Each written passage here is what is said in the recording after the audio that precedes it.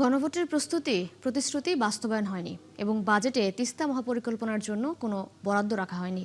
সরকারের এরকম ব্যর্থতায় দেশ পিছিয়ে যাচ্ছে, একথা বললেন বিরোধী দলীয় নেতা এবং জামায়াতে ইসলামের আমির ডাক্তার শফিকুর রহমান। আর বিরোধী দলীয় চিফ হুইপ এনসিপির আহ্বায়ক নাহিদ ইসলাম দাবি করেন, প্রধানমন্ত্রীর চীন সফরে তিস্তা ও রোহিঙ্গা ইস্যুতে কোনো দৃশ্যমান অগ্রগতি হয়নি।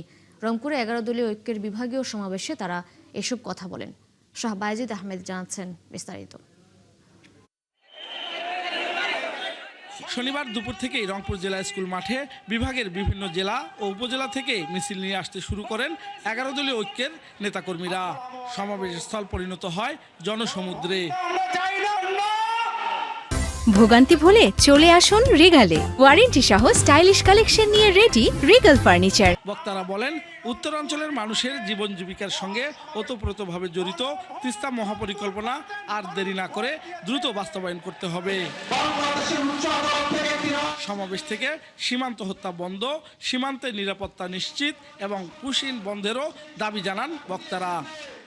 যদি বাংলাদেশের সাথে সুসম্পর্ক করতে চান, কাটা তাদের দাঁড়াও করে দেন, পুশিন বন্ধ করেন, আর কখনো বলবেন না রংপুর দখল করে নেব।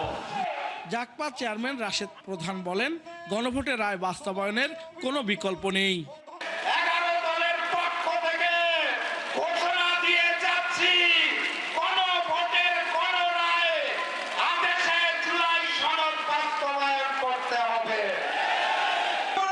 এনসিপির আহ্বায়ক নাহিদ ইসলাম দাবি করেন, প্রধানমন্ত্রীর চীন সফরে তিস্তা ও রোহিঙ্গা ইস্যুতে কোনো দৃশ্যমান অগ্রগতি হয়নি। আমরা দেখতে পেলাম নির্বাচনের পরে বিএনপি গণভোটের সাথে প্রতারণা করলো। বিএনপি ইতিহাস প্রতারণার ইতিহাস। আমরা দেখেছি ইতিহাসের দিকে তাহলে আমরা দেখতে পাবো বিএনপি সকল গণ-অভ্যুত্থানের সুবিধাভোগী এবং সকল গণ-অভ্যুত্থানের সাথে এই বিএনপি প্রতারণা করেছে। জামাতে ইসলামের আমির ডাক্তার শফিকুর রহমান অভিযোগ করেন, গণভোটের প্রতিশ্রুতি বাস্তবায়ন হয়নি এবং বাজেটে তিস্তা মহাপরিকল্পনার জন্য কোনো বরাদ্দ রাখা হয়নি। লড়াই আমরা করে যাব, গণভোট বাস্তবায়নে বাধ্য করব ইনশাআল্লাহ। এর থেকে এক চুল পরিমাণ আমরা সরব। এই আবু সাঈদের রক্তের রংপুরে আরেকবার এই অঙ্গীকার ব্যক্ত করে গেলাম। তিস্তা মহাপরিকল্পনা, সীমান্ত হত্যা ও পুশিন বন্ধ এবং গণভোটের রায় বাস্তবায়নের দাবি আদায়ে ধারাবাহিক কর্মসূচি চালিয়ে যাওয়ার ঘোষণা দেন জোটের অন্যান্য নেতারা। শাহ বায়েজিদ আহমেদ, 71, রংপুর।